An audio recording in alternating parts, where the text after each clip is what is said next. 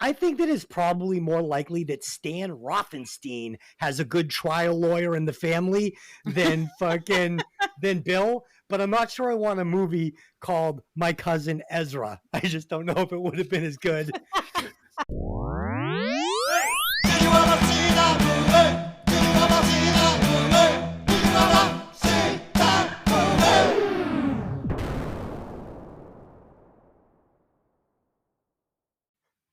Welcome to Hey, Did You Ever See That Movie? I'm your host, Des, and as always, I'm joined by my lovely co-host, Lynn. Oh, yeah, you blend. And joining the podcast again, the podcaster. Oh, well, Jesus Christ. You can't say podcast and podcast. Is this what it's going to be like tonight?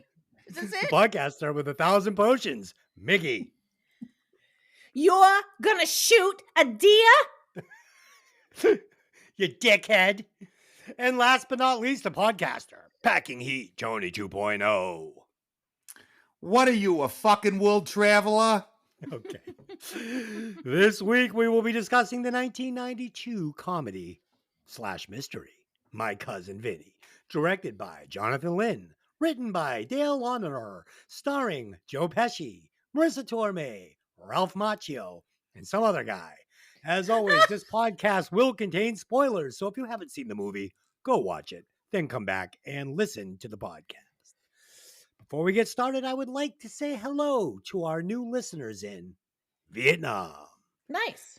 Please take a minute to like, subscribe, and share the podcast, especially if you're listening on YouTube. I say it every week, and every week I see no new subscribers, but lots and lots of views. And no new likes, but lots and lots of views. So please, just shut the podcast off right now. Just do it right now. Take your little stubby finger and hit the like button. And then take your little stubby finger and hit the subscribe button. I'll wait. Ready? Go.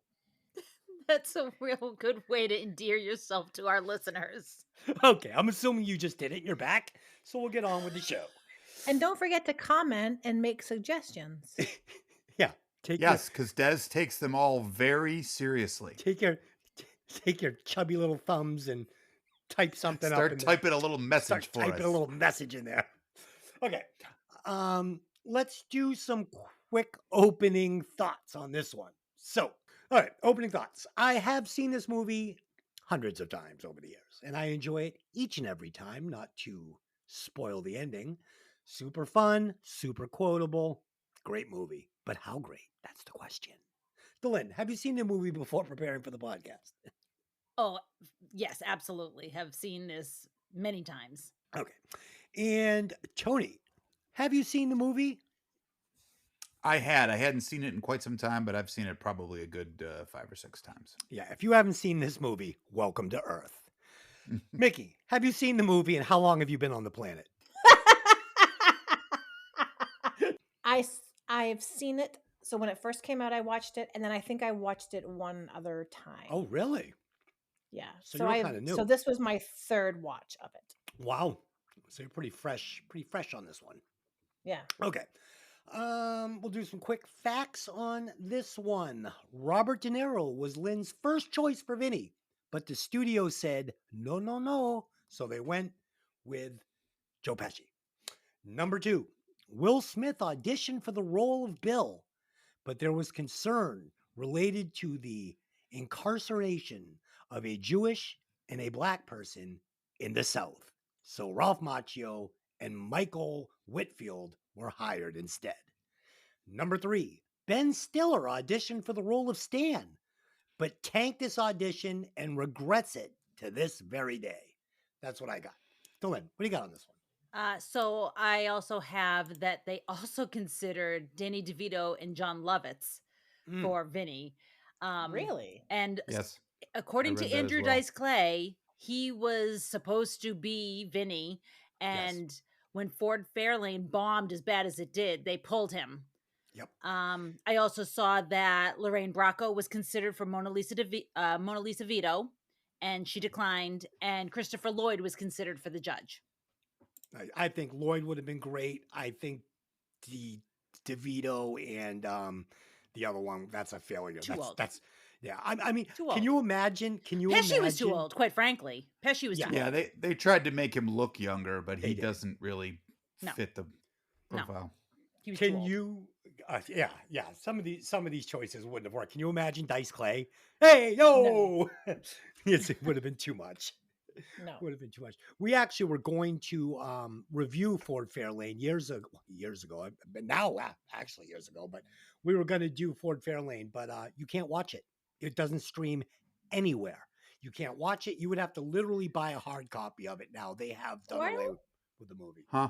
Why do I feel like I remember you talking about this in a podcast and Dylan was like, oh, I'm not doing that movie. I'm not like, why do I feel like she was Yeah, like, well, I think that it was kind of like a thing, like there was a lot of questionable things in the movie, and I was like, I'm not chasing it down. Like, I'm Yeah. just not. We were going to do it, and it was literally impossible to find. So we nixed it at the last second, but it was going to be a Pat week, and we had all agreed to do it.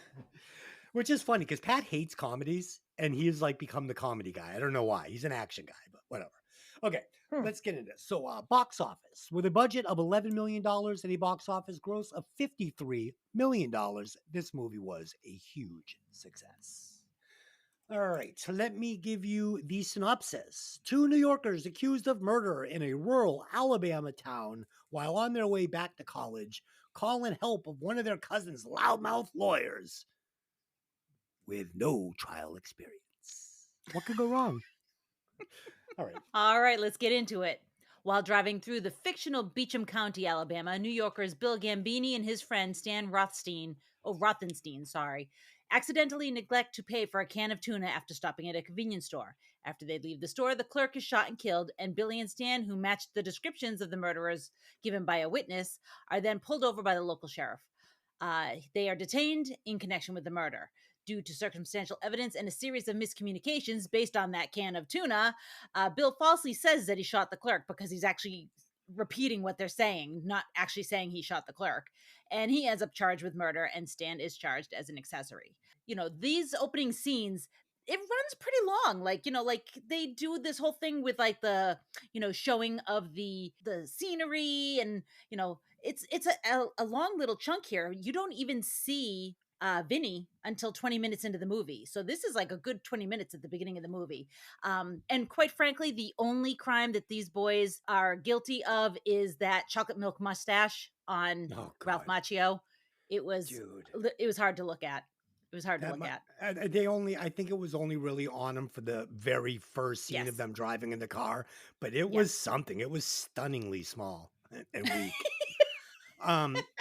Yeah. So the opening scene, really great. We're gonna get a whole bunch of stuff. We're gonna get all these cool road signs, which I thought were funny, like horse manure for sale, free dirt, hubcap stores. I mean, they're really painting a picture of Alabama, of where this trial is going to be taking place. Like Vinny says, they've killed a good old boy. It's everyone's neighbor, friend, buddy. I mean, this is a big deal in this little town.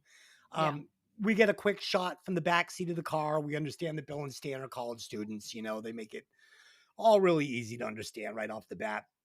And so the charm of this movie is the fun dialogue. It's all the great lines they give these actors, all these quotable lines. Starting with this, who's on first? Like, who's on first? Who's on second? Whatever. That's the comedy we're going to get. Misunderstanding comedy through this whole thing. And it starts with a confession from Bill. Obviously nobody talks like this. It's not believable.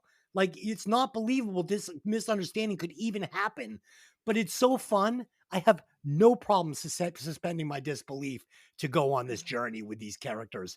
And then Stan also gives this very funny scene full of ridiculous misunderstandings.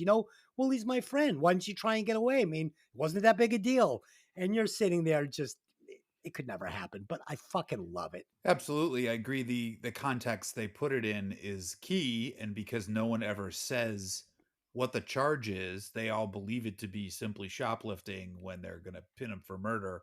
And eventually the sheriff deadpan looks at him and says, "You're an accessory to murder." And the kid's like, drops his jaw into the ground and it finally comes out. Sadly, I'll put it to you this way. That was the best part of the whole film, where he says, "I shot the clerk." I shot the clerk, and it's obviously a question because he's Yes. reiterating the statement of the sheriff, and he goes, "Yep, I used that as his confession." And it's like, wow, there's law enforcement twisting your words. That was not the intent or the meaning, but because it is the correct syntax, yep, I can get on the stand and say, "You shot the clerk. You told it to me yourself." It's true. So yeah, and it is, and it's done in a form of contextual comedy that, like you said, it doesn't happen in the real world, but it's funny here. You allow it to go because I guess Ralph Macchio never really looks like he's anything older than maybe a junior in high school anyway. So it's that junior in high school kind of comedy, you know what I mean? Where it's Mhm. cheap and it's easy and it's kind of juvenile, but it works and you don't really question it in your mind. You just go with it. Yeah. And they do a nice job of, they do a nice job of kind of painting the background scenes and showing you where they are and how, you know, when you're a fish out of water, sometimes you're not afforded the same, you know, abilities as someone who would be a local and this, that, and the other. And although they filmed it in Georgia, it's set in Alabama, which, like, you couldn't find a town like that in Alabama. All of them were taken apparently, but it is what it is. I think it's because Georgia gives them such kickbacks for filming there. Yeah, they've done a huge incentive for films for That's why The years Walking in Dead Georgia. films there too. Right. Well, and you know, when they found out that Atlanta was a great sets piece for a lot of films, the Mhm. state had pushed very hard. They just copied New York, which has been in what, literally thousands of movies. Right. Yeah. So, but good stuff. Good stuff. Really enjoyed it. Unfortunately, it was Fred Gwynn's last movie, who is Herman Munster, as most people know him, and he was the judge. And he's about one guy that I would not remove from this script. I thought he was great, and Fantastic. he's just good enough to pull off Southerner. He's firm but fair. He's difficult but rewarding. You know what I mean? He's that perfect judge character. Yeah, this you hit the nail on the head. This is a fish out of water story, and you know who looks more out of place than fucking Lisa and Vinny in this town, and it's so much fun. Right from the first shot of Vinny's boot getting out of the car with the big wingtips, and it's so good. Mickey, what'd you think of the opening? I liked it. The first comment that I noted to Tony was the only thing I could think of was when they were driving behind that log truck was Final Destination. Oh Like my that's God, the me exact too. thing. Me too. And Tony has no idea what I'm talking about because he hasn't seen them. I've actually seen the Um, clip, so I do know what you're talking about. And oh, at that point, I okay. realized I was never going to see the movie. The clip was enough to scare me off. Never going to see that movie. I'm done. Um, I did like it. I don't know if I just wasn't in the mood for it because I love things like Dumb and Dumber. Like I love dumb humor, but I was sitting there going, how can they be so stupid that they're confessing to you know what I mean? Like Yeah. it was not believable to me, and I know it's not supposed to be believable, but I don't know. It was a little too ridiculous. Yeah, like come on. And I know that's the whole point of the movie, but you know, like you said, with him stepping out of the car with the boot and just the car itself with the music and the people just you know, and then she gets out of the car and I was like, damn. I mean, she did she win the Oscar for this? Yes. Yes, she I did. was gonna say because if she didn't, she should have. Right. It was really her first major role in any cinematographic film. She had done some TV work and some soap stuff, but Hmm. not anything big in Hollywood. She was 26 and Pesci was 49, so there was a pretty big age gap between the two Oh wow. characters. Yeah, that's why I said he was just too old for this, if you ask Yeah, me. they Yeah, had good on-screen chemistry though. I believe the relationship. But yeah, I love that whole scene when he pulls into town and he's got the music blaring and he's in the big car and he steps out with the boot and then she gets out with all of her makeup and her crazy outfit and I'm just like, I love that's it. friggin' awesome. Yeah, they were straight from the Jersey Shore. It was ridiculous. Yeah, totally. The pair call Billy's mother, who tells her son that there's an attorney in the family, Billy's cousin, Vincent LaGuardia Vinny Gambini, LaGuardia, who travels to Beecham County accompanied by his fiancée, Mona Lisa Vito. Unfortunately, although he is willing to take the case, Vinny is a personal injury lawyer from Brooklyn, New York, newly admitted to the bar after 6 attempts in 6 years with no trial experience. When he arrives in Alabama, he is escorted to the jail cell where Billy and Stan are awaiting trial, and Stan mistakes Vinny for the local jailhouse Bubba until Billy wakes up from a nap and greets his cousin. Despite his greenness, he's able to fool Judge Chamberlain Holler about his experience in a pre-trial meeting where the judge explains that he expects Vinny to adhere to the very serious ways they have of doing things in their township and in their state. Vinny and Lisa stay at the local motel and are woken at 5:30 a.m. by the steam whistle at the local mill and then have breakfast at the local Greasy Spoon, experiencing small town dinner fare for the first time. So the scene where Vinny meets Stan for the first time was initially removed because a lawyer would never be taken to a cell like that, but the director thought it was funny, so he put it back in, and I think it was worth it. It's funny. It just continues that misunderstanding comedy that we've got going on. And then in the diner, Vinny getting the teensiest bit of grits on his fork and Lisa taking the picture with that pink disc camera was the camera cracks me up.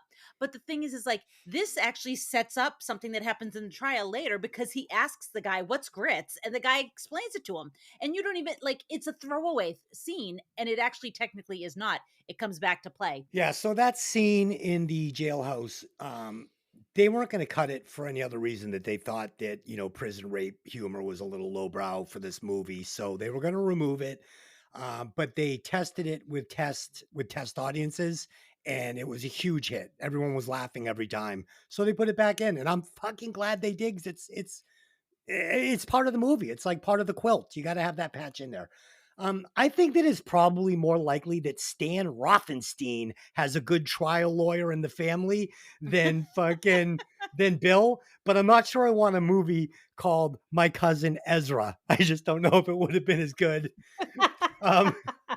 We get some great setup here that will pay off as the movie unfolds. And this movie is built on tons of this setup payoff. So I'm sure, Dylan, you enjoyed that a lot. I mean, Yes, very we're much. going to get the train that wakes him up. Like you said, we're going to get the grits. That's going to come back into play.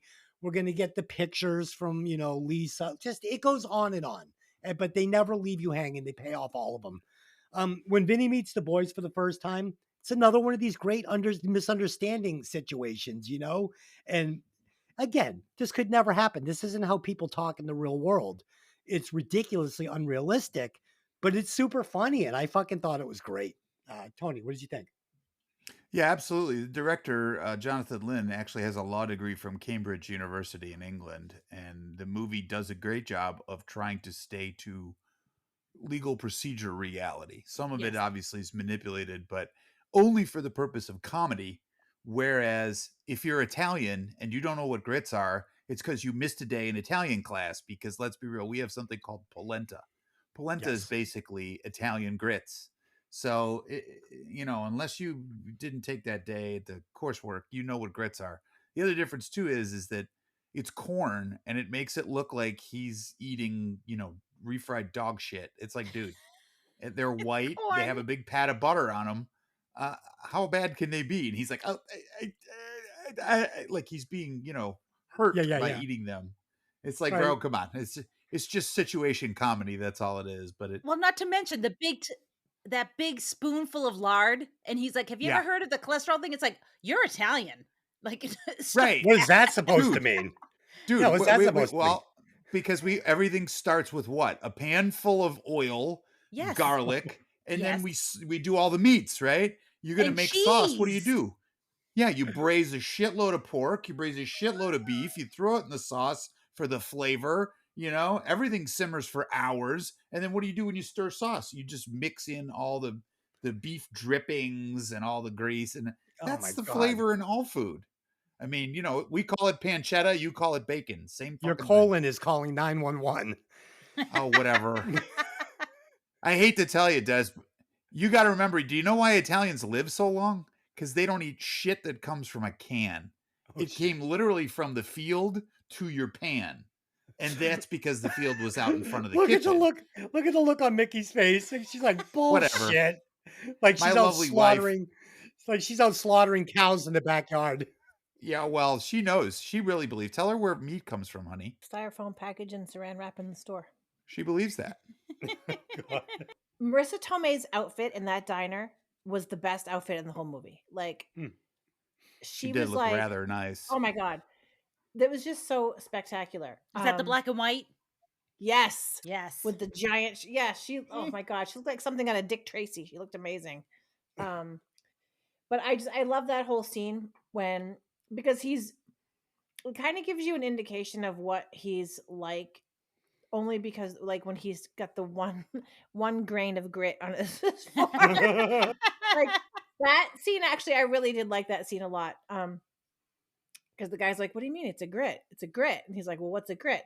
And he's just like, you know what I mean? But I really I love with her with the camera because I do the same thing to people. It drives people crazy, but I'm always taking pictures, as my husband knows. And Not only that, but it's not just a camera, it's a pink Kodak disc camera Oh, that was nice. yeah, perfect for that era, you know what I mean? Perfect. right. Yes. But I love how they make it like Dylan said, they make it seem like kind of a nothing scene.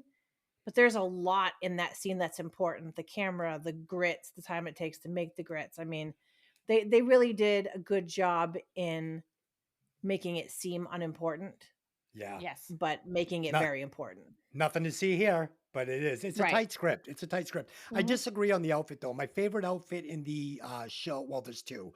Obviously, the southern suit that Pesci has to wear is fucking Oh shockingly yeah. good. But my favorite one that Lisa wears is the floral print one-piece jumper on That the is good. porch. That That Oh is is yeah. good. badass. That's Kind of had a badass. Good. feeling you were going to say that, Des. Kind of I had a love feeling. that one. I love that one. In the courtroom later, Vinny's ignorance of basic court procedures and abrasive, disrespectful attitude towards Herman Munster gets him into trouble immediately. When Vinny is ordered to enter a plea of guilty or not guilty, he tries to talk his client's way out of the charges without a trial, much to the irritation of Judge Holler, who also admonishes Vinny's attire of leather blazer and unkempt hair and charges him with contempt of court and has him sent to jail for the night. Lisa bails him out and reveals that she tried to hustle the money to bail him out in a pool hall for his bail instead of cashing in the cashier's checks they had, but she got stiffed. Vinny takes her back to the pool hall to collect. The man doesn't have the money on him, and the terms are set. They will fight, and if JT wins, he's kicked Vinny's ass, but if Vinny wins, he's kicked JT's ass, and he gets the $200. I had to add in this part about this hustling in the pool hall because I think that it's so um, small town, small southern town. I think it's hysterical. I love that he goes to the guy with the neck brace and he goes, "What happened to you?" "Oh, I fell down." "Oh, too bad." And then he's like, "Did you fall down in your own place or somebody else's place?" He's like, "My own place." He's like, "Ah, too bad." It cracked me up. He's like, he's an ambulance chaser. That's basically what he is. Yes. Right. Yeah, so like Tony said, this movie actually, because Jonathan Lynn is actually a lawyer, he was very he wanted it to be very true to life, the court scenes, while also being, comedically palatable, like Tony said. But what's interesting about this is considered by like prestigious law professors as like curriculum. Like they will make their students watch this movie and say this is how a trial lawyer does cross-examination. So this is recognized by like big law schools as like important, which I would never have believed if I didn't read this in facts. I would have been like, no fucking way this is anything like court. I mean, I've never even been arrested. I have no idea what court is all about, but I don't imagine this is it. And then, like you were saying, Dylan, about the small town, the pool hall. So, first of all, the pool hall is called Pool and Chicken. Okay. So, Yeah, I mentioned that later in my notes because it reminds me of when I went to Philadelphia back in the 90s to see the Sisters of Mercy, and nice. we got stuck driving through the ghetto. Like we didn't know where we were going. It was the 90s. We didn't even I think we had MapQuest like printed out directions to our motel, and we pulled up in front of this one convenience store. And I'm not even joking. This is not hyperbole. This is exactly what it said. It said hoagies and razor blades. Oh, God. And we were all like, "Oh, we are in the hood. We need to go right now. Drive, drive, drive." We can't turn our faces to the plight of the city. Kids, are you noticing all this plight? Bang, roll them up. Some good stuff. Yeah, so the pool hall, pool and chicken. And I love the way Pesci is playing the part of Vinny. Okay, so this is why Pesci is perfect. He's tiny, he's pint-sized, right? He's funny because we've seen him in other movies like these Lethal Weapons, where he's playing Leo Getz. and he's very funny. But we've also seen him as Nicky in fucking Casino, where he is like dangerous as fuck. So he's the perfect actor to toe this line. And he's playing this perfectly between bumbling fool and New York mafia enforcer. I mean, this is what I see when I look at this character. It's almost like why he has a girl like Mona Lisa. I mean, she's younger, she's beautiful, but he's very like there's something about him. He's got a lot of charisma, and I'm believing this part. And they talk about how they grew up knowing each other through like the garages, and he hung out with her older brothers, and you know he's a guy she probably looked up to and thought was cool in the neighborhood. So I believe that relationship quite a bit. But we see this when he is doing, like you said, this slip and fall. He's talking to the one guy, we're getting the comedy, but at the same time, we're seeing a little of Nicky the enforcer trying to collect the debt for Lisa. And I think it's really great. And I believe that he would whoop this redneck's ass in a fight, even though he's half the size. And what I love about him and Lisa is even if he was getting his ass kicked, Lisa has a snub nose fucking handgun in her purse. He has no problem sticking it in this guy's face. So I love this couple. Yeah, I concur. He does a great job of showing that it doesn't really matter who you are or where you're from, but if you have a certain, you use the word charisma, which is a good operative term, but I think Swag. it's more to the idea that, yeah, it's more the idea that you have swagger. You have a certain air, confidence, whatever you want to call it about you to say, not only am I going to reason with you, but I am going to beat the shit out of you, but I'm going to make you unhappy about the way I do it because Yeah. I really want to embarrass you on top of it. And that's why everybody is just kind of listening. No one starts to step in between them. Nobody you know what I mean? It doesn't matter if you're from Bumbleshit, Tennessee, or if you're from Chicago or LA or New York. People are people, and it's the kind of thing where they're listening to him and he's basically making sense. He's being logical in his argument, and then when he calls him out and says, hey, if you don't have the money, what am I going to bother beating the shit out of you for? I'm wasting my fucking time here. Don't waste my fucking time, which is a great human emotion. And it's the kind of thing where you can see him because he comes off in the first scene with the judge as kind of just an idiot and an asshole, and you're like, I don't like this guy. Then when you see him go into the pool hall, you're like, now I get it. This guy's all right. You know what I mean? He's got it together. He's got a purpose. He has a mission. His job is to stand up both for her and for the fact that she got swindled because this douchebag lost fair and square, and now he won't pay because he thinks he can take advantage of, Mona Lisa because she's a woman or for whatever reason. He doesn't like her. She's a New Yorker. Insert reason here. I think this scene showed that he maybe kind of a bumbling idiot in the courtroom, but when it comes down to it, and just in technically like on the street or whatever, he's not. He's actually really good at what he does. He's just, I think he feels inferior in a courtroom, or he feels less than, because he doesn't dress like the other attorneys, and he doesn't have that kind of courtroom decorum that you need. But what I think it showed that on his turf or terms, he can be pretty badass. Yes. Right. Agreed. Well, and you know the deal too. He obviously puts it into high gear because at one point he kind of says, not to foreshadow, but I got to win this case, right? I got to do what I got to do. A, it's my family. B, it's my personal sense of worth and my I don't know, reputation, not so much, but more to the idea that he feels compelled to do everything he can in his power to get his cousin off and the Stanley Stewart, whatever the hell the other guy's name is, because he's personally taking responsibility for them, and he doesn't want to lose because it hurts. Nobody likes to lose.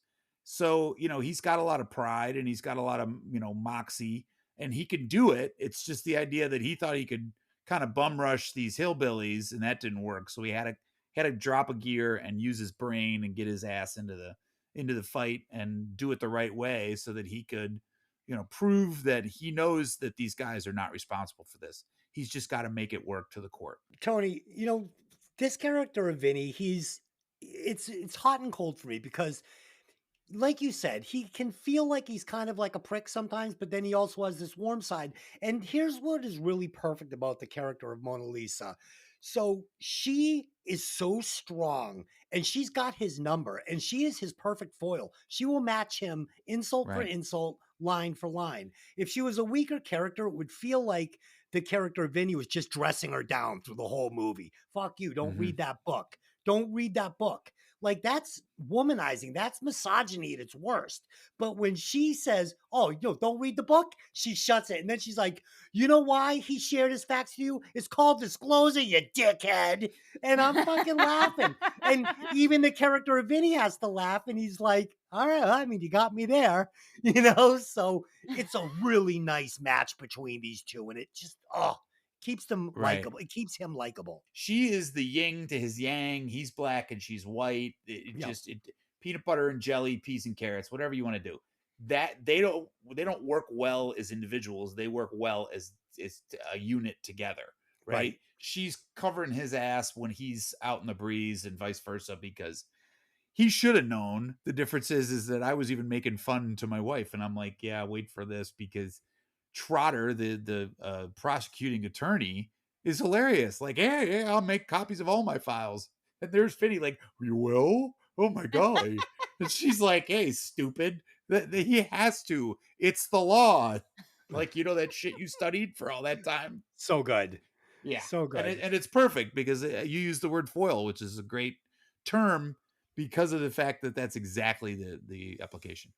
Yeah, we were in the kitchen tonight. Dylan was making some food, and I was in there just doing what I do, just annoying her, just like being like, just no, you don't do that. So she's like, dude, get the fuck out of the kitchen. She's like, dude, what the fuck, man? What happened to all that shit you said you were gonna try to fucking complain less, and you were gonna try and be less annoying? I was like, yeah, I didn't feel like myself. I lied. I'm like, who would we be? Yeah, I lied. Yeah, I'm like, who would we be if we weren't doing this? What would it be? She was like, I'd be happy.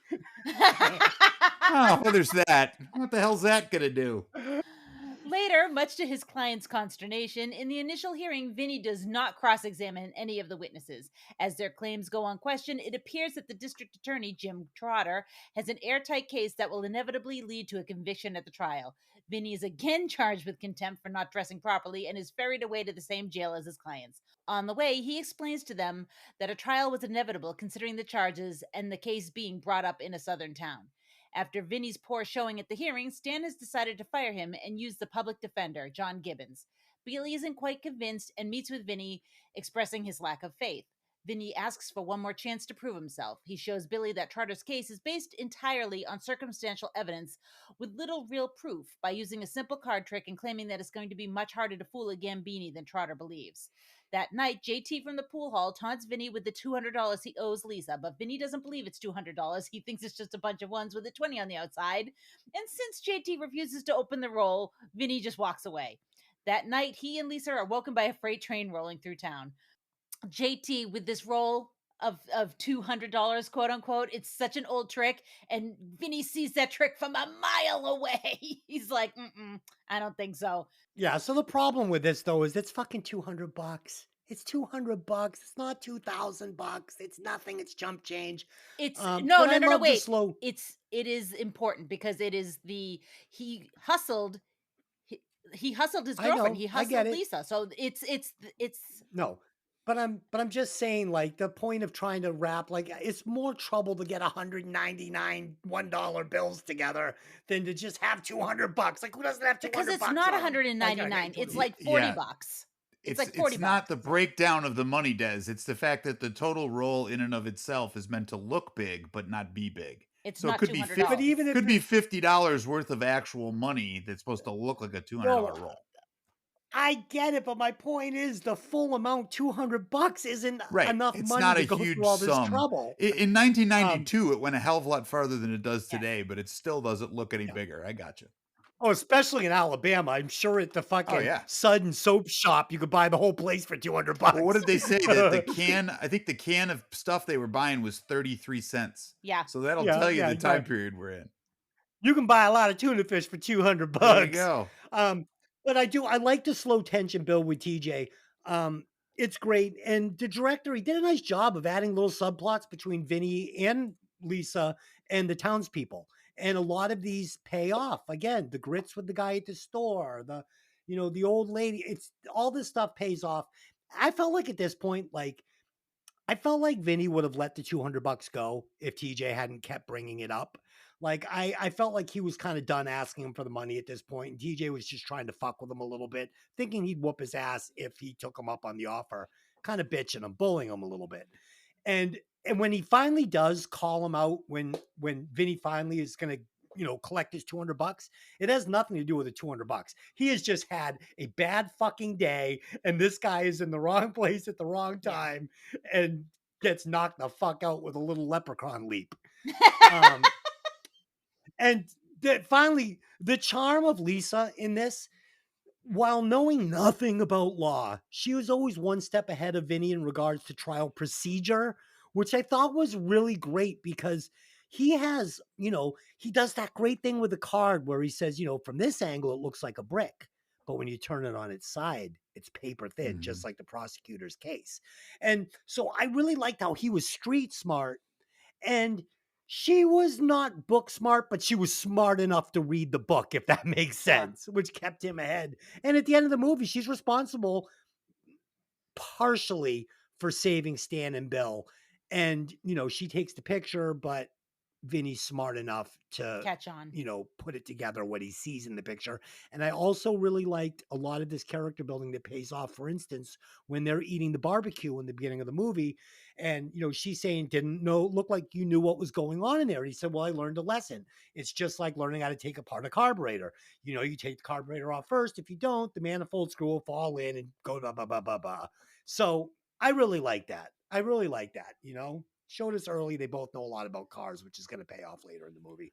Tony, what do you got? Sure. And it's also the idea that there's this uncommon thing now that we have. It's called common sense. And they're both kind of Right. commonsensically motivated people.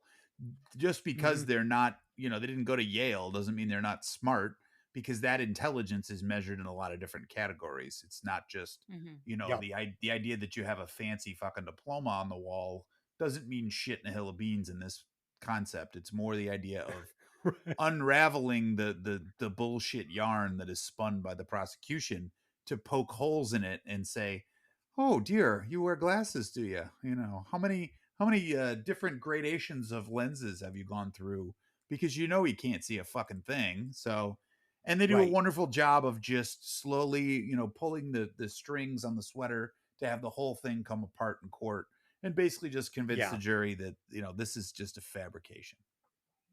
Yeah, but I love how the judge, is trying to blow him up, like, "Let the record show Mr. Gambini is holding up 3 fingers." He's like, "Judge, come on. What are we doing here?" Well, and You know? the funny part too, and then what does the judge do, right? Instead of overruling or doing anything, he goes, "Oh, sorry," right? Like Yeah. I wasn't supposed to do that. Oh, Almost like he's just a kind of a bumbler himself. Because I really yeah. think that, in the movie it's great because everybody is really kind of trying to seek justice, right? Oh, Tony, I'm so glad you said that. I wanted to ask you that as a ex-law enforcement, because I actually wrote that down. Yeah. It didn't seem like these were guys were like this town was trying to railroad these two. It felt like they all were really trying to get to the truth, Yeah, I agree. right? Absolutely. Even the prosecutor, he's such a nice guy, and not because he needs to be, but because I think he's Yeah. just a good human being. The judge, I think, is like I said, he's the perfect character because he's trying to be a finder of facts, and then he's going to Yep. issue a sentence. And our man Vinny is going to do his best to show what he knows in his heart is that my cousin Bill here and his buddy had nothing to do with this. This is a mistake. It's a whatever. And I got to Yeah. break my ass to make sure that we get them off so that we can find the real people that did this terrible thing and get them to put in jail. And the thing, it would have been very easy to write this movie with the townspeople as quote unquote evil or mean, or it would have Yes. been really easy to write the movie with them being stupid, because that's like Mhm. a thing that people think about Southern people. They don't, and it's like it's not true. Yeah. There's Right. Yeah. capable people there too. There's nice people there. Right. The thing too, when I said it's a movie of context, if you ask a question in a certain way, you'll get the answer you want, right? Right. If you say to that nice elderly lady who's got those Coke bottle glasses, now you saw those two men over there, right? Mm-hmm. Yep, that's what I did. Because you're already Yeah. leading her with the Yes. question. It's not, are Yeah. those the guys that shot that clerk? 'Cause she didn't see that part, but they want to know, Right. what's going on, and the way you formulate it, even to the idea of Southern hospitality, because they go back and re-interview all the witnesses in the course of the trial to get further information. And what do they all do? They're all professional. They're all polite. They're all decent. They all tell the same story. It's just a slanted view in one direction versus a slanted view in another. So the characters of Stan and Bill, they kind of reminded me of Jim Halsey, the character of the kid in The Hitcher with Rutger Right. Hauer. Mm. So, he gets arrested. They bring him in, and the cop says to the other cop, "Come on, man. Any fool can see this kid ain't a killer." And it's the same thing here. These guys did. The sheriff knows they didn't do it. He knows they didn't do it. They paid for the groceries. They had the groceries in their car. There's no weapon. Even the fucking prosecutor says, "I really like a murder weapon." They fucking know these kids didn't do it. And I feel like the town is really trying to prove that they didn't more than they did. They're extending themselves to Joe Pesci in court in ways they don't need to. Right down to not be a spoiler, but the end where the sheriff is going to go out of his way to help him prove his case. Right. So, he could be like, "No, fuck you. I'm not doing that." Well, It's too and late. you know You the missed deal that. when he says, "Here, do this for me," and he goes, "Why?" Yeah. And then once he gets an explanation, all done. Okay, I got it. You're my man now.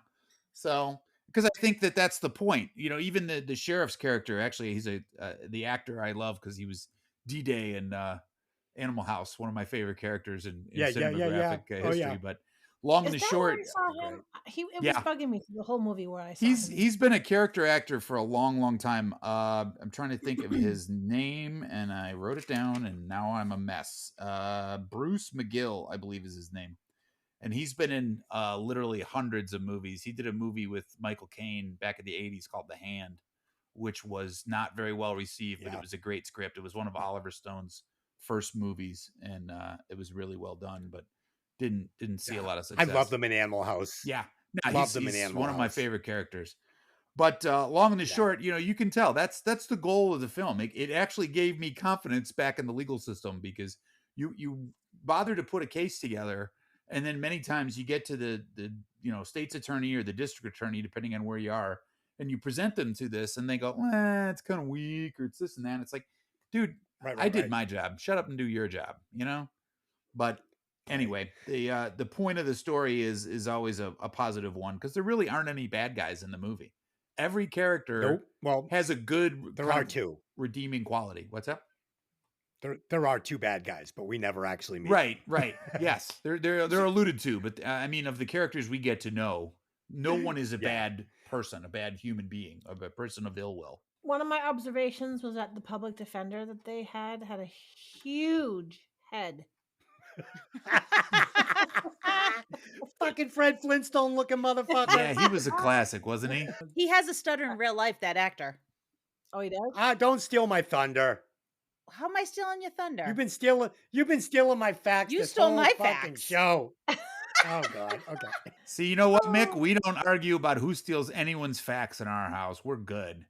No. We did have a screaming match earlier about putting up things that we were doing a project together, and we've decided we can no longer do any kind of... We have decided after being together 9 years, we do not work well together.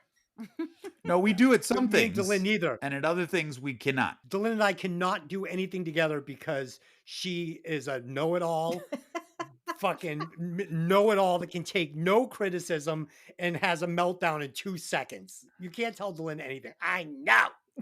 I know.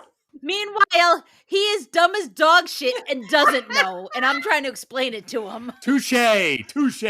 Oh my God. We're getting jiggy with it now. Look out. You had left off on the big head comment. Oh God. It's all about the big head. Big head observation. About the big head. Yeah. So that's what she said. The other thing that I found was that is it JD, the guy with the money that hustled Lisa? JT is so stupid. Like, he was just real, like, he has no idea that Vinny is totally playing him and getting him to do exactly what he wants just to get his ass kicked. Do you know what I mean? Like, it's like he's using the Jedi mind trick on him. It's the Jersey Shore mind trick. The next day, Vinny visits with Trotter and decides to go hunting with him in order to try to finesse him to get his case files.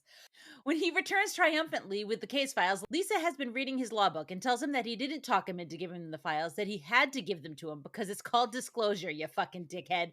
And if he had refused, it would have led to a mistrial. The judge calls Vinny to his office and tells him that he did some checking and there is no Vincent Gambini practicing law in New York. He then lies again and tells him that he practices law under the name of Jerry Gallo. Lisa says that's super clever because he's a very bright and decorated lawyer, but he died last week and it was in all the newspapers. That night, they stay in a cabin in the woods, but even there proves to be unrestful as screaming owls send Vinny out of the cabin in his underwear, leather jacket, and Nikes to shoot at nothing. They end up sleeping in the car in a rainstorm, and the car gets stuck in the mud. In a rush to get to the courthouse, Vinny finally punches out JT and gets Lisa's $200. And JT spends a lot of time with the guy in the neck brace. And I happen to notice in the credits, he doesn't have a name. He's credited as neck brace. And it just made me laugh extra hard because it was like, that perfect. Yeah, so we get these three, I call them the big three, the three big iconic scenes between Vinny and Lisa. The first one you got, and your biological clock is ticking. What else could, they go back and forth. This is a fucking iconic scene. Everybody knows it. It's fucking magic. And then the second one is going to be the hunting scene. So you're asking me what pants you should wear. You're a little doe taking a drink of water by a stream and some asshole blows your brains out. That's, again, it's gold. Everybody knows it. But my favorite one is that water I hear dripping? Yeah, I guess it is. He's like, so did you shut the water off properly? Oh, yeah, I tightened that handle as tight as I could. And then they go into this whole thing with, the NASA torque wrench and, she got the specs for the sink and fucking. I have the manual right here. Yes. The manual's right here. And she had the torque wrench, calibrated, and it's fucking magical. All of this is magical. The torque wrench. Yeah, and this is why I think she won the Oscar, because this stuff is just magical. And there's one scene where she doesn't say anything. He insults her and she's just staring at him. And he's like, what's that look for? And she never says a word for like 20 seconds on screen. I think it's in the diner when she shows him the pictures. And it is fucking magical. But this whole hidden identity part of the movie between Vinny and the judge, it wouldn't play today with Google, obviously, but it's fun and it's unrealistic, but I get it. But here's the problem. Even with no internet at all, there is no fucking way he is pulling this off. It's just not happening. It's stupid. And at the end, I'm going to go ahead. All right, I won't spoil it because I have the comment later, but let's just say this subplot, Lee goes even further with it at the end of the movie when he brings another character into this lie. It's not necessary for the plot of the movie, and I wish they just left it out. It's one of the things to me that was like, you're asking me to suspend too far here now, and it's becoming distracting to me. So that's what I got. I mean, I like the scenes between Judge Holler and Vinny.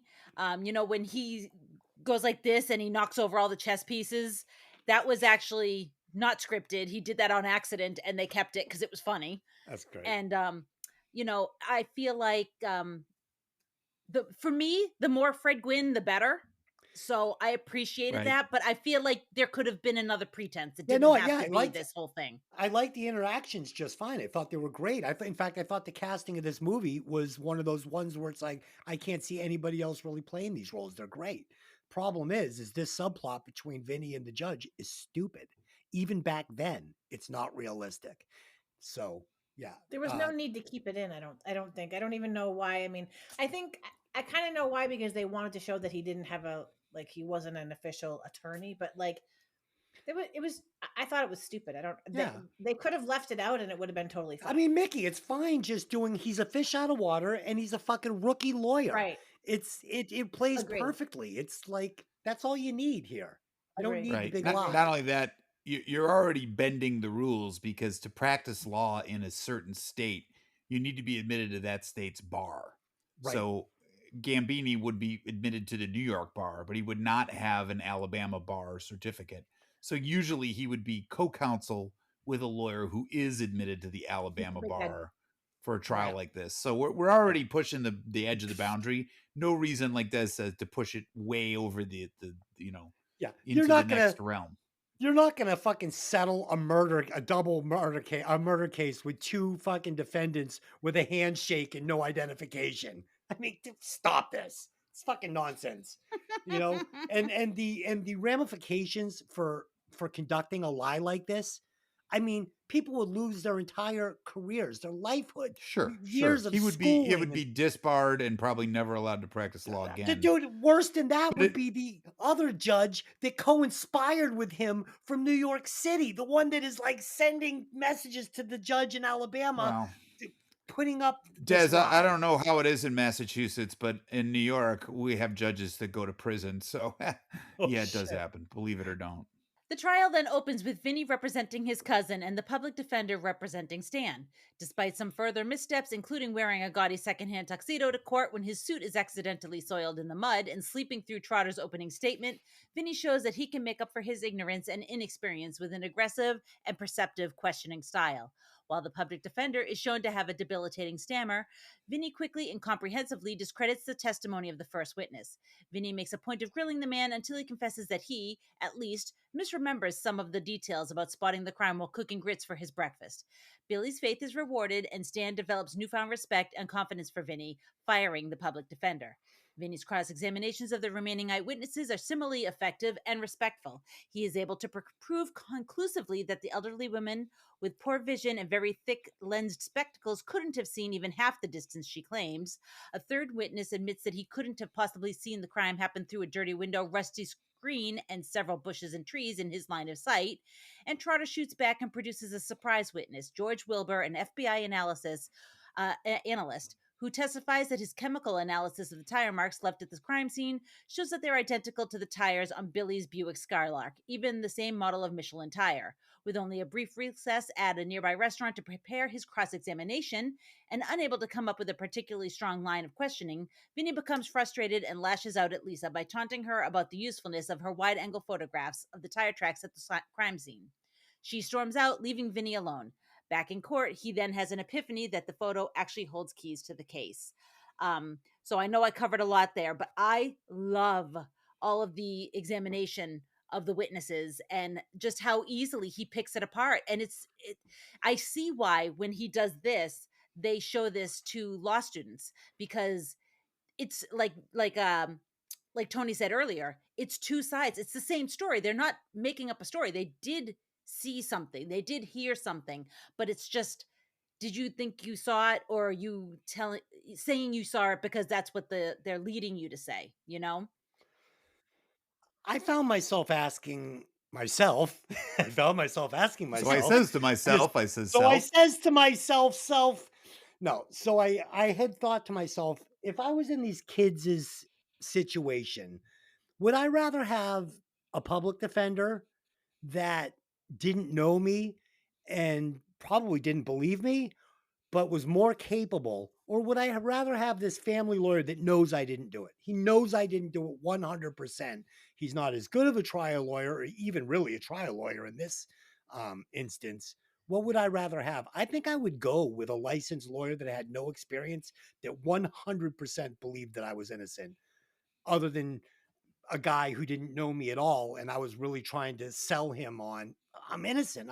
Most of these times, these guys are like, I don't care if you're innocent or not. I'm here to defend you, regardless. You know?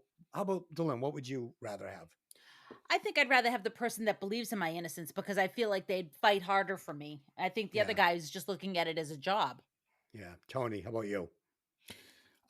In this case, obviously, because we're in a trial, I'll take Vinny all day, every day, and maybe twice on Sunday. But I think, unfortunately, in the real world, because 90% of cases really go to plea bargain, give me the PD, only because he's a guy who knows all the players in the game. He goes to court every single day. He does this, and he's going to get me the best deal, because there is no deal to get other than, state prison. I'll take Vinny on this one, but yeah, I know where you're coming from, and I hardly agree with you. Yeah. Mikki, who do you got? I vote for someone that knows me Yeah. Okay. Yeah. Yeah, Tony, that was very insightful on that question. So the actor that played John Gibbons, like Dylan said, he had a real stutter growing up, right? Um, and he caught a ton of shit for doing this role. People like they harassed him about it, saying he was making fun of people with speech impediments, and as somebody who had one, Really? he should have known better. And it's something that really bothered him, and he regretted playing the role throughout the rest of his career. And right up until recently, he said, I really wish I hadn't done that.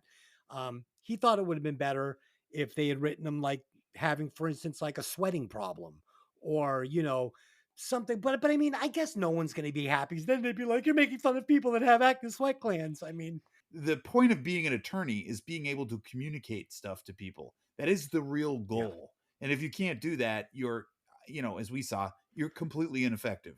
So you don't really have a lot of options. I don't know if the heavy sweating would change the jury's mind. This is where Jonathan Lynn's experience as a trial lawyer came in, and these are some of my favorite parts of the movie.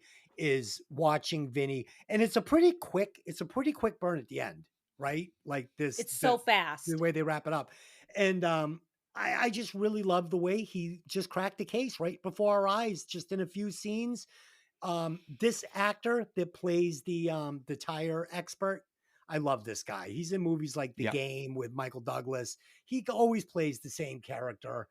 Just He's it's always really, like a really great. creepy, kind of weird dude. Science guy, or Yeah, well, he actor was guy. the headmaster in Scent of a Woman, and Pacino just tears him up, Yep. and it's Yep. wonderful because he's a very stodgy, you know, my reputation, my school, my this, and Pacino just does such a great job in that film of just ripping that guy a new ass. Yeah, do you know that again? The charm of the end of this movie is that they make it really fast, really fun, really easy to understand how Mm-hmm. Vinny is going to crack this case, and the way he stumbles upon it.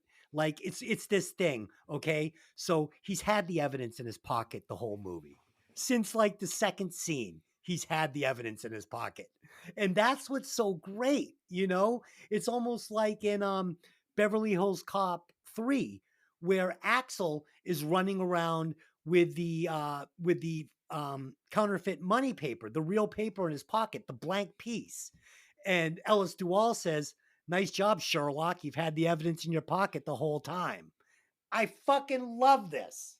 Tony, what do you think? Yeah, and the classic, he mocks the photographs. Remember, they have Yes. this huge argument. Yeah. Thank you Oh so my much for God. taking these fucking great pictures. Oh, look, here's one of me in the shower. And it's like he didn't even realize the quality of the photograph until he looked at it at one point, and it all of a sudden just strikes him like a bullet in the forehead. It's a And great the best part script. too is, the best part too is that the setup is good enough to the point where he just kind of drops the photograph on the witness stand and says, "Okay, expert witness, tell me what you see here."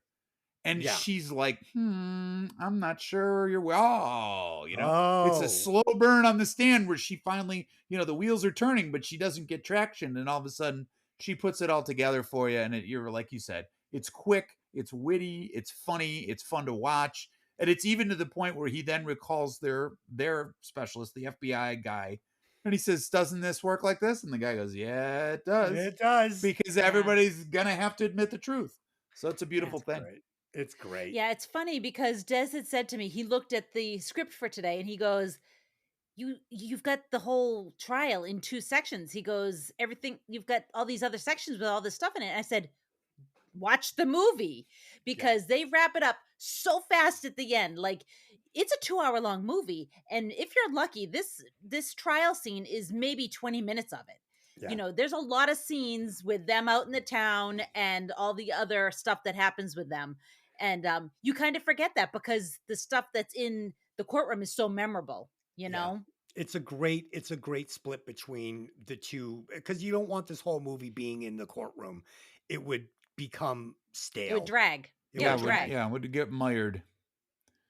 Not only that, but it's not a movie like A Few Good Men, where they're gonna make you crack. I'm gonna push all your buttons and you're gonna tell me what I want to know. And that's not the premise of the film, nor do you need it, because that's not where we're going here. But Tony, what's funny is that film is actually ridiculed for being super Yeah, fucking like it janky and is. nothing court like, and I would have 100% thought it to be the opposite. You Well, know, and you know the deal. It's because you wouldn't get a guy who is, I think in the movie, not to bramble on about a film we're not reviewing, but first of all, it's Jack Nicholson. You don't fuck with Jack Nicholson. And second of all, he's a Marine Corps colonel up for like director of the NSA or some big time Washington job. right? He's not gonna give you anything. You're gonna be talking to a fucking marble statue. He's not going to come out there and admit that he committed numerous felonies for some bullshit, code of conduct and, Gitmo or something. I mean, I don't care how good you are. You're not going to Perry Mason this fucking guy into destroying his own career because he wanted to be right. That doesn't work. So it is what it is. But it's every movie has a little suspension of reality because it needs the plot pieces to go further and get to where we are. You can't handle the truth. Hold on to that. But it's classic, right? You know the deal. It's entertaining as hell. That's another movie. I mean, between Sam Weinberg, who is Kevin Pollak, and Tom Cruise, there's good chemistry. I'm not a huge Demi Moore fan, but she works well in the film. And there's 1,000 quotes from that movie we could spit back and forth because it's memorable, just like this one. I dragged him back in with that. Tony, what's your score on what's your rewatch score for A Few Good Men? I'd give it a solid 4. I think after that review, it deserves a fucking rewatch score. Okay. Did you like how I wrapped it all up in a good minute or two? Dude, What the hell? I mean, it was an entire podcast. If you want the podcast on A Few Good Men, you just got it. Okay, well, we have to cross that one off the list, then we're good. That's free. That's a free pod from Tony to you. Merry summer. Yeah, Mikki. jingle bells.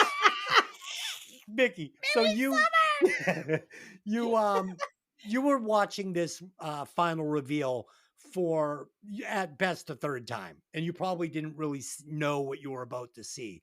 Did you enjoy this reveal? Did you think it was clever? Were you laughing and having fun as they were cracking this case? I wasn't having fun, but No, I shit. thought it was very clever. I thought again she did a fucking phenomenal job.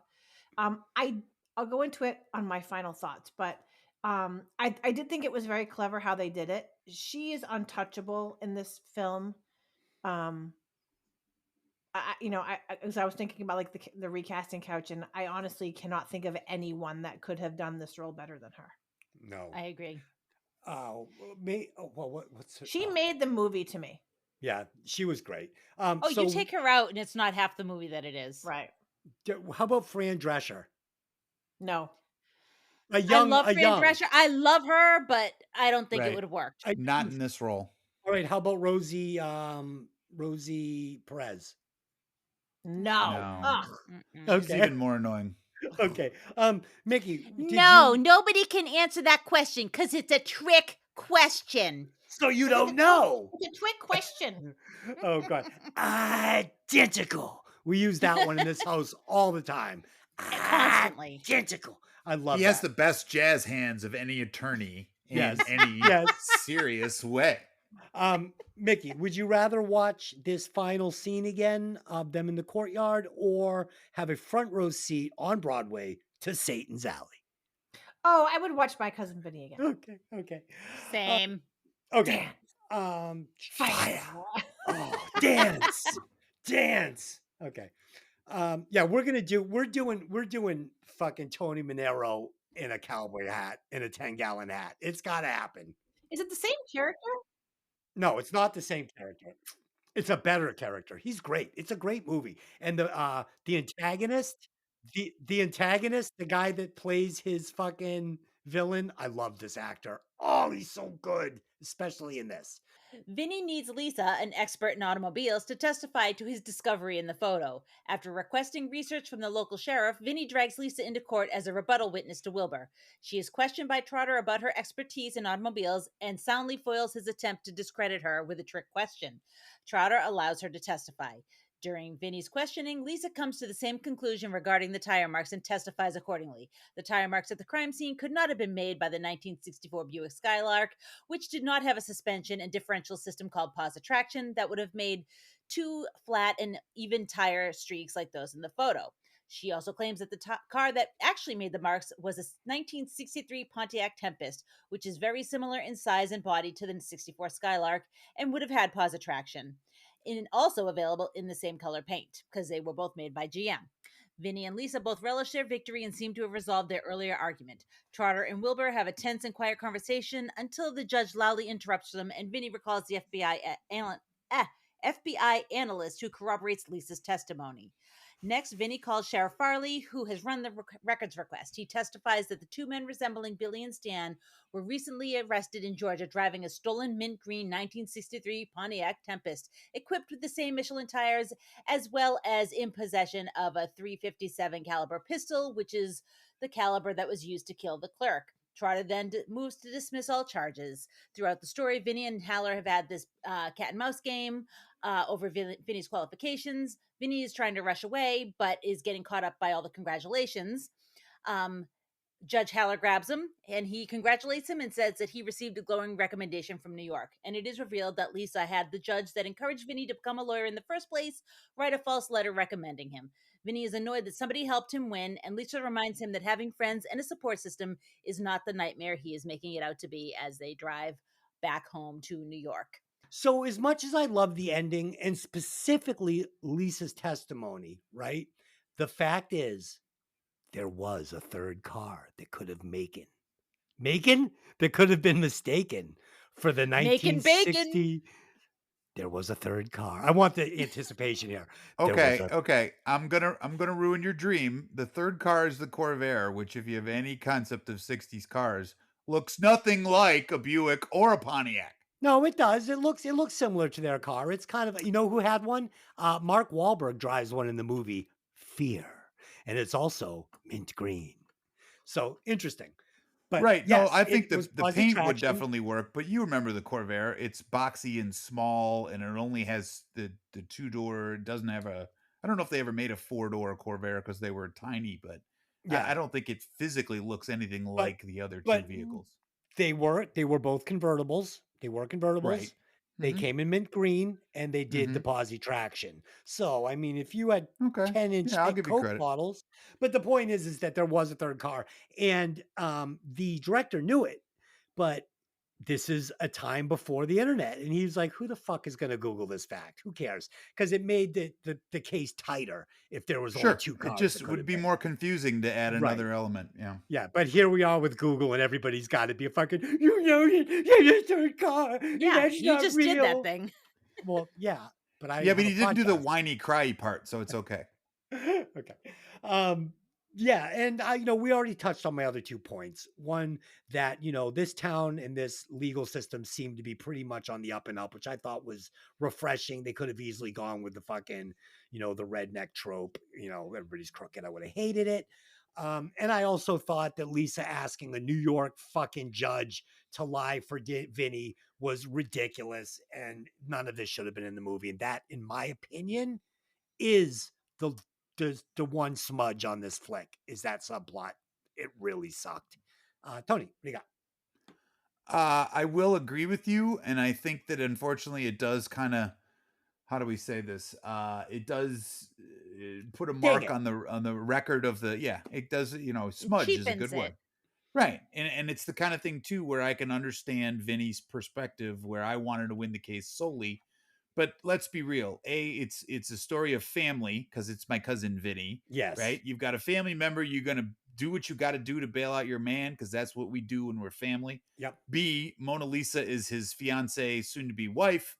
And that's what husbands and wives do. They get each other out of jams, because if you've got my back, then we're stronger together than we are apart. Right. So she believes she's doing the right thing for him, even though someone else is doing some shit that's a little. I got no problem with her making the request. The unbelievable part is this New York judge would put his career and reputation on the line to lie for Vinny. It's not realistic. But I will give director Lin this. He did set it up that Vinny was like a son to this man, when his son went and became a musician, and this judge Mhm. took him under his wing and gave him his, his start in the law. So I mean, they set it up like it's plausible, but I didn't like it. Yeah, apparently, getting alien assistance in this court case might have been plausible as well, but I doubt it. Yes, So yeah, right. I got you. Okay. Other than that, I really enjoyed the film. I mean, it's there are some reaches, but it's the idea that they do a really nice job of wrapping it up kind of with a bow, which isn't always the best way, but it works and it fits and it's nice and it's it's a comedy. What are you going to do? You're not going to have a dramatic ending to a comedy. It's not how it works. Right. Mickey, how did this thing wrap up for you? A little too perfect. I don't know. I don't like the fact that it was like, oh, okay, we're done. And oh, look, it's solved. And these guys are innocent. And we never really heard anything about the people that actually did it. Do you know what I mean? Right. Like it was like, oh, it was this is these guys over here. You know what I mean?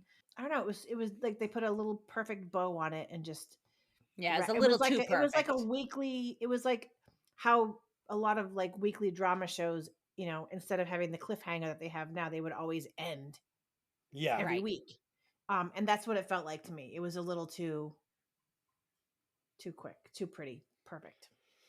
I agree. It was nice. I liked it though. For me, it worked. I like a nice tight ending. Okay. We So heard that's that it. about you. I That's was what going he to say said. we could take that a lot of places, Des. You better watch out. Shit. Watch him. He Oh, likes the God. tight ending. Oh boy. Okay. All right. We've done it. We've broken down this movie. I think that we all did a lovely job. Let's go to the recasting couch and then we will do our alternate endings. This will be the first time we've done this.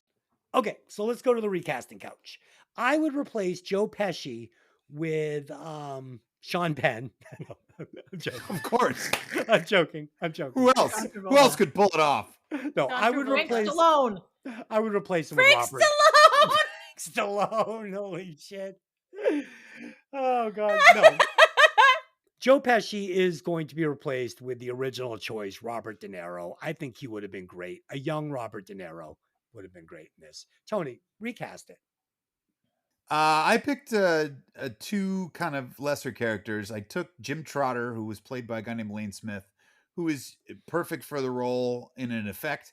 But I wanted to go deeper and a little darker and a little more southern, and I put Powers Booth in there just because to me he is the epitome of old school Southern boy Yeah. in a professional capacity. I love his work. God rest his soul.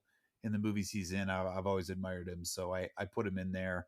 And then I had to get rid of Macchio because he's not an actor in anything he does. I don't care if it's Karate Kid, but he just doesn't really ever seem like he knows what he's doing. He kind of looks lost in everything.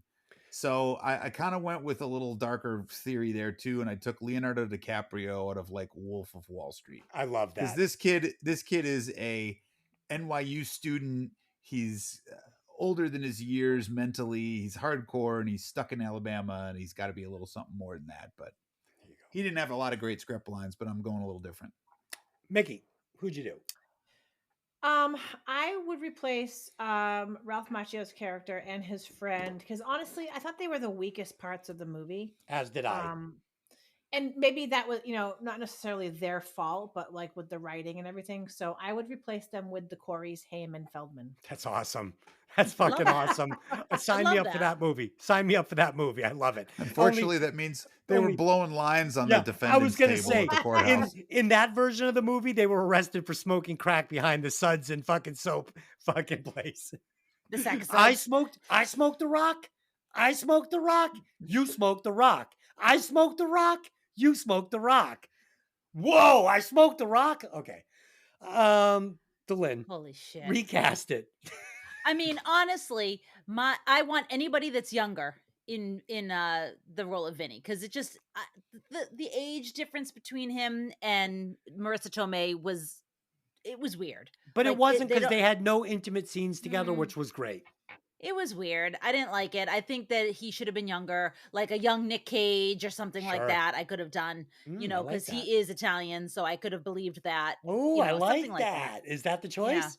Nick Yeah, that's Cage? my choice. Oh, I Mhm. like that. That works for me. Nicholas like- Coppola. Yeah, you know what his kind of the way he played Honeymoon in Vegas would have been great. Mm, Kind of stupid New Yorker guy, like it would have been great. yeah. Okay. And now it is time for the alternate endings. As if we'd end the movie like that. Yeah. Let's do the Scooby-Doo ending. Good call.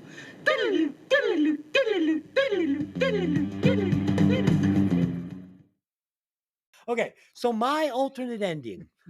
Grab your bucket of popcorn, kids, because I'm about to weave a tale. The real killers are not discovered, and Bill and Stan are put to death by electrocution. While driving out of town, Vinny and Lisa stop for two Utes that are hitchhiking on the side of the road. The boys shoot and kill Vinny and Lisa on the side of the road, assassination style, with a shot in the back of each one of their heads before stealing their Cadillac and driving off. In the final scene, we see them pass their broken down mint green Tempest, letting us know that these are the real killers. Nice. No claps, nothing. That's it. That was fucking amazing. Wait a minute. You didn't say we could change the entire genre of the film. We just made it a fucking Hitchcock movie here. What are you doing? That's an alternate ending. There Yes, it it is. certainly is. It's also an alternate film. Okay. Listen, I make the rules. Dylan. Okay, bro. I apparently did not read page 42 of the handbook, which Oh, says you shit. make the rules. I And you got could the- change the genre of movie. I got the handbook right here. Dylan, It's it. I got the manual right here. What's the Give us- problem? give us your alternate ending, Dylan. So my alternate ending fixes the thing that we all hated. So the boys get cleared for murder, but Vinny gets caught in his lie about being a seasoned trial lawyer, and he ends up going to prison for several years. Oh, Lying. you stole my ending. I concur. Oh, God. Okay. Tony, do you want to just Yeah. co-write on that wrote, one? I wrote verbatim. I actually would like to see the judge jail Vinny for lying about his name and record. Yep. So the kids walk, Vinny goes to jail, and Mona Lisa has to drive back to New York by herself and marry some other guy because this guy's a fucking doofus. Okay. So I have obviously set the bar here. So we all now know what the curriculum is and what is expected for the next show. Mickey. Oh, wow. Mickey. Listen. Mickey, it's time for Mickey to read her report that she worked all weekend. Mickey, go. You like how I added that? Nice. Wow. Mona Lisa would have dumped Vinny's ass Oh, God. in the diner The after he Dinah. picked on her for all the pictures she took and left his ass in bumfuck Alabama. Went on to go back to Long Island No, they're from Brooklyn. to Okay. become Miss New York in the Miss America pageant. Oh, okay. Hey, that's way more creative than Dylan's and Tony's shared shitty ending. So I'll take that. Mickey, I'm going to co-write on yours because I think it's better if Mona Lisa goes back to Jersey and goes to law school and becomes a lawyer. Ooh. And then maybe goes back and gets him out of jail like 5 years later on a technicality that And then fucking does was, one of those. and then does one of those. She flicks her fucking fingers off her chin and goes, "Hey, fuck you, we're even now, you dickhead." All right, that's it. You dickhead.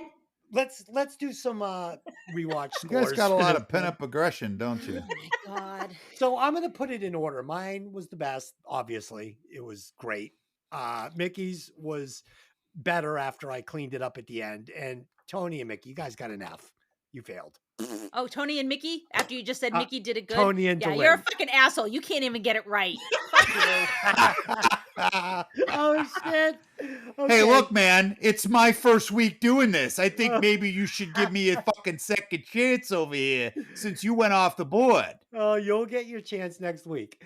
All Okay. right, I'm looking forward to it. I got to step up my game over here. Nobody said there was a grade attached to this assignment. There is. It was an F. So the rewatch. Yes, thank you score for me- repeating that. I appreciate it. Taking it personal now. Mickey got Mean like ya.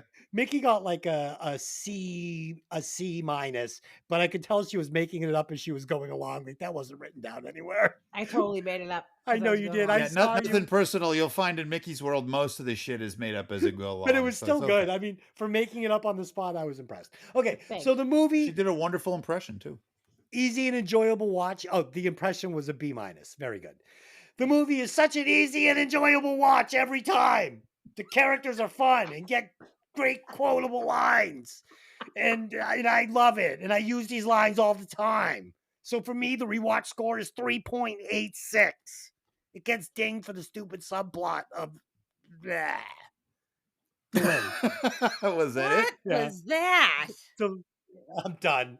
To let go. I also am dinging it for the silly subplot, and there's some parts where it meanders a tiny bit. We're talking. I'm being very picky. I'm going to give it a 3.996. Woo, that's hot. That's the Oscar. Tony, talk about it.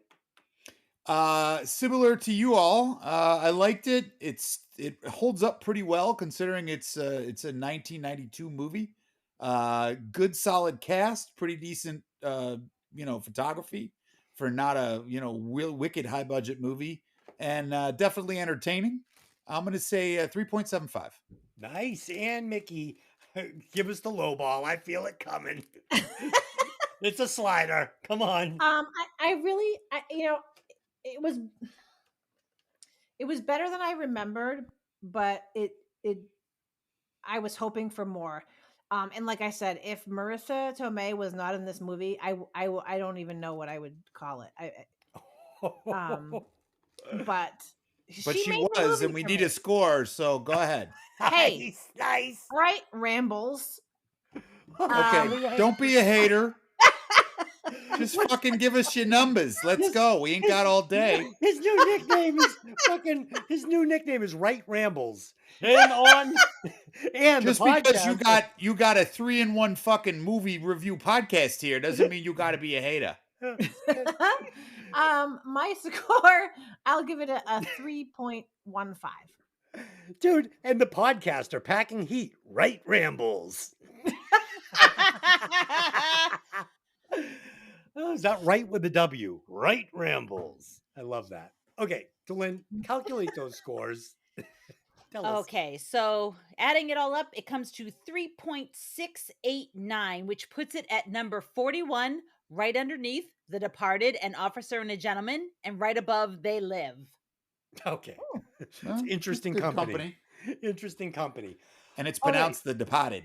The Yes, Departed. The Departed. Okay.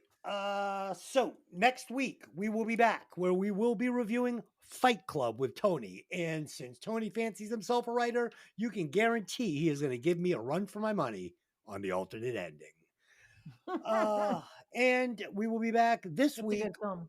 on Breaking Vinyl. We will be back for the weekend where we will be reviewing The Mighty Appetite for Destruction by Guns N' Roses. My choice. I waited till our 50 plus episode because I wanted to make sure that we were ready to do it.